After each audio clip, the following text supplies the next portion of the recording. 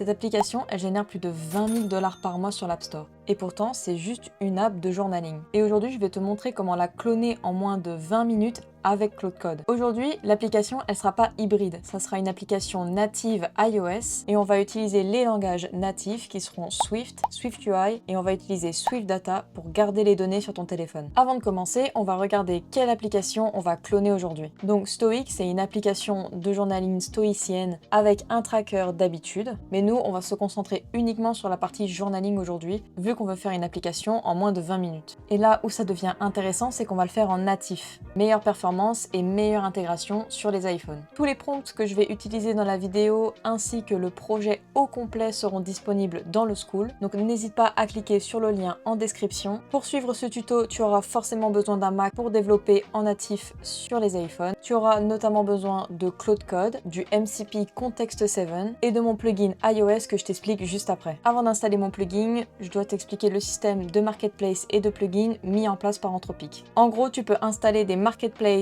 sur Claude qui sont en fait des repositories sur GitHub et dans chaque repository tu as un ensemble de plugins. Les plugins, pour t'expliquer très rapidement, c'est à chaque fois un ensemble de petites commandes et d'outils que tu peux utiliser dans Claude Code. Pour l'installation de Claude Code et de Context 7, je te conseille cette vidéo et pour mon plugin iOS, on se retrouve directement sur le terminal. Alors là, on est actuellement sur le terminal Warp, mais tu peux utiliser n'importe quel terminal. Donc ici, on peut écrire plugin et tu as accès à 3 catégories différentes. Tu as la catégorie Discover où tu peux découvrir les nouveaux repositories qui sont souvent faits par Anthropic. Tu as ceux qui sont déjà installés chez toi et tu as enfin toutes les marketplaces que tu as déjà installées sur ton Claude. Pour la vidéo, on va installer mon marketplace avec les plugins spécialement faits pour le développement iOS et je te montre tout de suite la commande pour les installer. Donc pour ça, tu vas dans Claude et tu fais /plugin marketplace add et là tu vas aller chercher le lien de mon GitHub. Donc pour ça, tu peux aller sur Dia et là tu vois que c'est iOS Development Agents.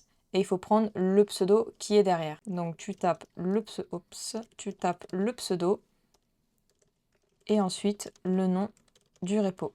Donc là, il est en train de l'installer et du coup là, c'est parfait. Donc maintenant, si je fais /plugin, tu peux voir que dans mon marketplace, j'ai iOS Development. Et on peut voir notamment que tu peux aller sur les plugins. Quand tu installes un marketplace pour la première fois, il faut aussi activer les plugins. Donc là, on va le toggle avec space et ensuite, on doit appuyer sur I pour l'installer. Donc là, tu vois, installed one plugin, restart Claude Code to load new plugins. Donc c'est ce qu'on va faire. On quitte Claude Code, on fait un petit clear et on le redémarre.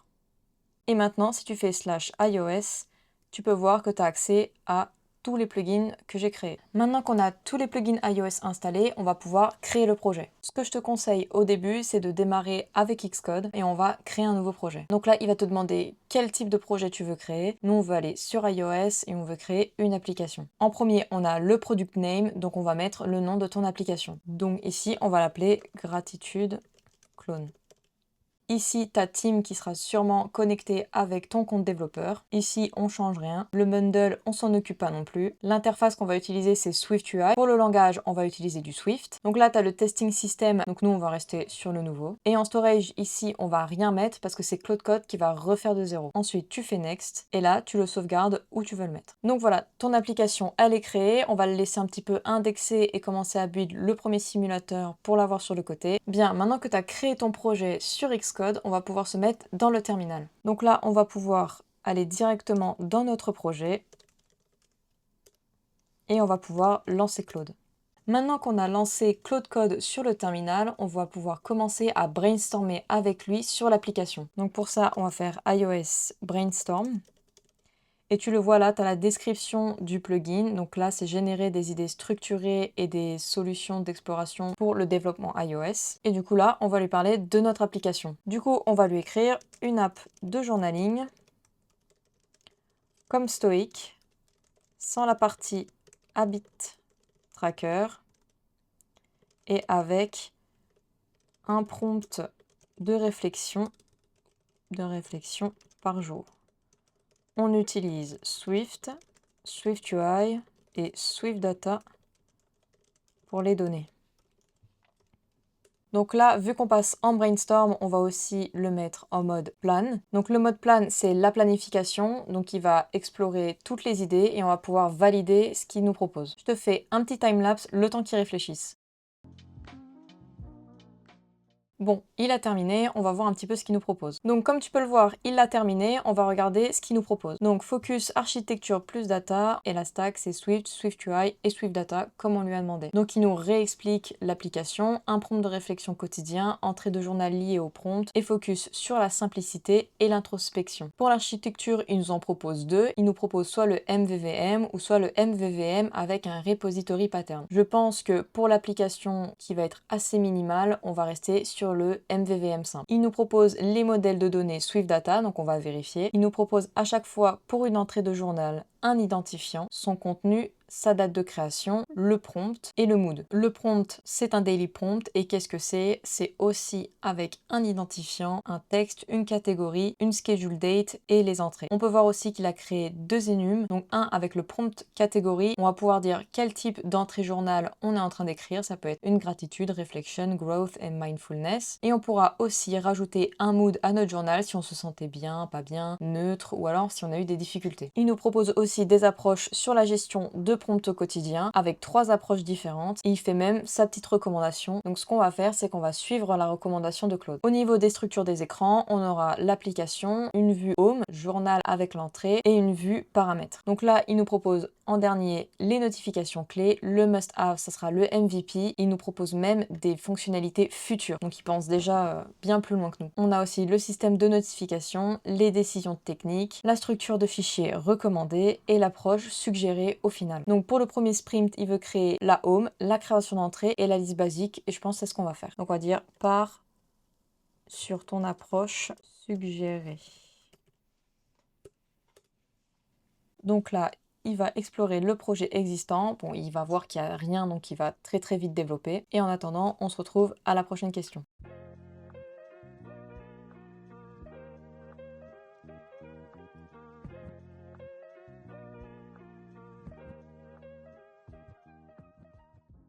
D'ailleurs, petit tips avec Claude Code, si tu veux regarder ce qu'il fait, comme tu peux le voir, tu peux mettre CTRL-O pour étendre et voir tout ce qu'il fait, et CTRL-B si tu veux qu'il fasse ça en background.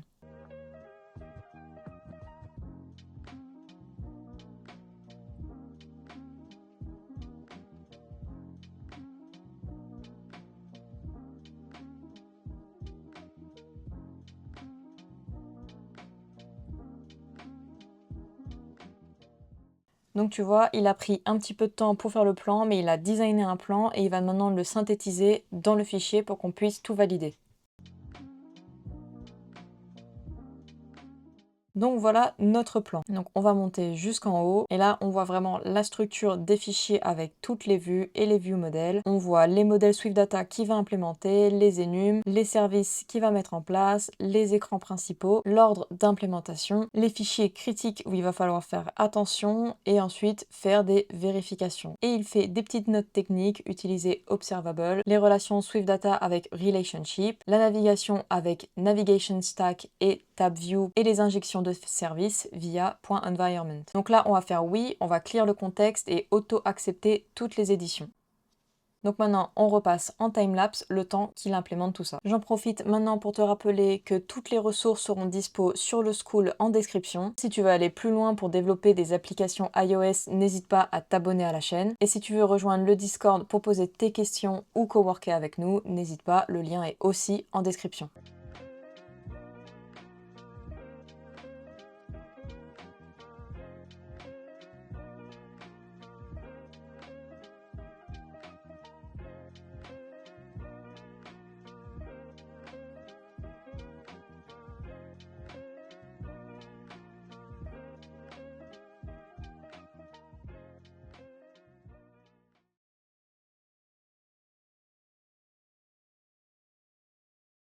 Donc là, il a envie de compiler le projet avec un iPhone 17 pour vérifier sûrement les différentes destinations et les différents iPhones si ça passe d'un à l'autre. Donc on va lui dire oui aussi.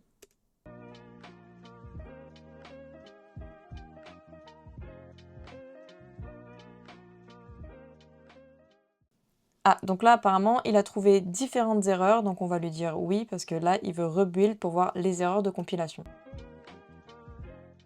Donc là, comme tu peux le voir, on a l'erreur juste ici et on voit instance method model container is not available due to missing import. Donc là, c'est juste Claude qui a oublié d'utiliser l'importation de Swift Data dans un fichier pour pouvoir utiliser Swift Data dans l'application. Donc là, c'est bon, il l'a ajouté, donc il va recompiler et vérifier les erreurs. Là, il recompile et vérifie les erreurs, qu'il y en a sûrement d'autres.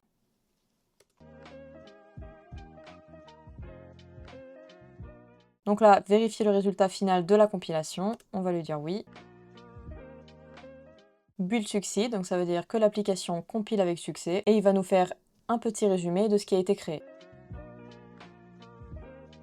Donc là, on a le résumé avec l'application, les modèles, les services, les views et les view modèles, les ressources, etc. Donc nous, ce qu'on va faire, c'est qu'on va le lancer nous-mêmes dans un simulateur pour pouvoir vraiment le tester. Donc tu vas sur ton Xcode, tu vois que ton application, elle a été modifiée avec toutes les vues et tous les view modèles, etc. On va la lancer, mais avant, on va choisir le simulateur. Donc moi, je vais prendre un iPhone 17 Pro Max, autant se faire plaisir, et on va run.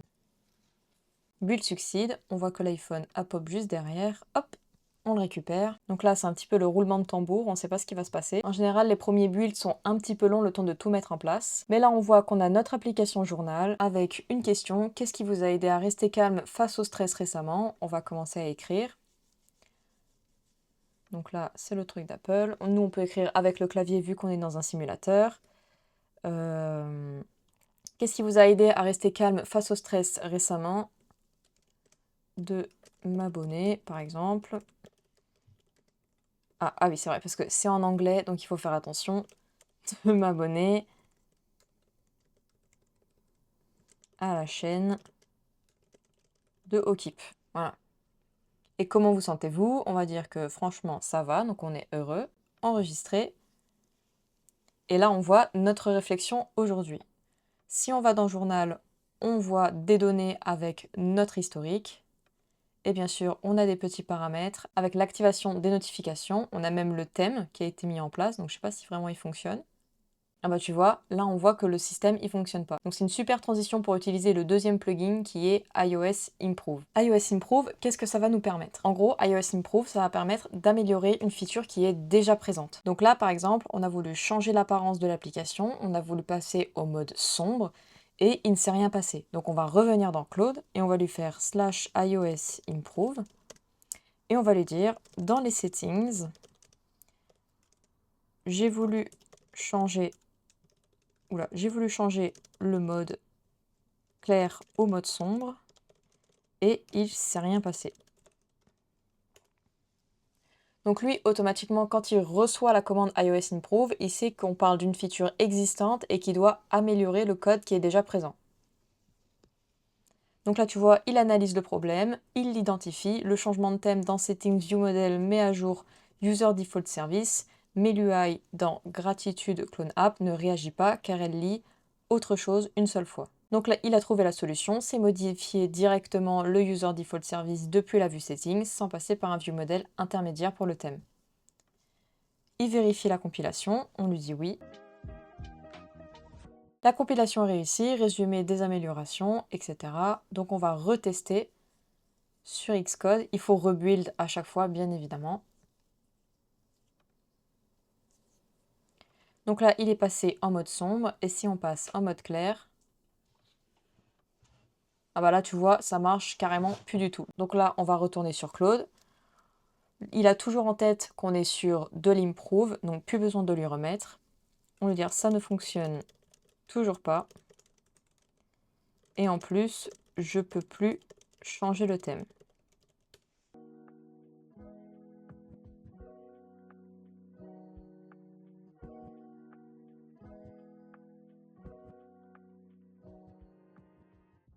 Donc voilà, avec ton application, n'hésite pas à bien réitérer plusieurs fois avec Claude, que ce soit pour améliorer ou pour fixer des problèmes, parce qu'il ne faut pas oublier, Claude a besoin d'être accompagné sur le projet.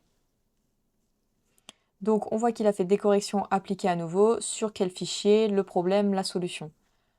Donc on va réessayer, on retourne sur Xcode, on quitte l'application et on rebuild. Donc là, on est en mode clair, et si je fais le mode sombre, voilà, donc là, il se corrige tout seul. Et si je fais système, vu qu'on est en light mode sur le système, il reste en light mode. Et si je change le dark mode qui est dans les paramètres, c'est dans général, non, c'est plus dans général, c'est vrai, c'est dans développement, apparence sombre. Donc là, on l'active et on voit que sur l'application, c'est aussi en apparence sombre. Donc nickel, donc ça a bien fonctionné. Dernier plugin que je veux te montrer, c'est iOS Implement. Bon là, ça sera une toute petite feature pour l'application, mais je vais te montrer comment on va implémenter une nouvelle feature. Ici, on va lui demander d'ajouter un petit bouton pour pouvoir renouveler le prompt de réflexion. Donc pour ça, on va dans notre terminal, on fait iOS Implement, ajoute un bouton sur la Home pour changer la phrase de réflexion. Donc là, il va créer une feature et pas améliorer un code existant.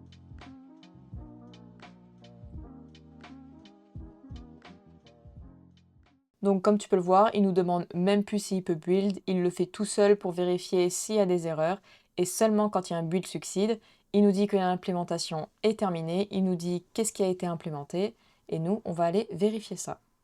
Donc on rebuild à nouveau, build succède, et là on voit qu'on a bien notre petit bouton, et est-ce que ça fonctionne? Oui, ça fonctionne bien, on change bien de prompt à chaque fois qu'on appuie sur le bouton.